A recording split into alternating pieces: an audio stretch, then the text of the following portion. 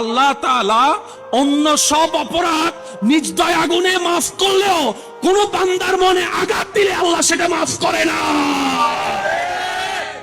করবে না। এটা আপনার বউ হোক, এটা আপনার স্বামী হোক, এটা আপনার সন্তান হোক। মা বাবার সেবা না করলে সন্তানের দরা আছে না নাই?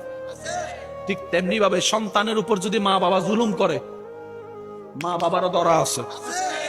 কোন মা বাবা যদি 5টা সন্তানকে 5 চোখে দেখে, যে ছেলে মেয়ে টাকা কামাবে তার ছেলে মেয়ের আদর বেশি করবে, বুকে টেনে রাখবে, আর যে সংসার একটু টাকা কম কামাবে, টাকা দিতে পারবে না, তার ছেলেরে তার বউরে তার মেয়েরে আদর করবে না, হাসরের ময়দানে দরা আছে না নাই? এক ছেলের সম্পদ বাড়াই দিবে, আরেকজনের কমাই দিবে, দরা আছে না নাই?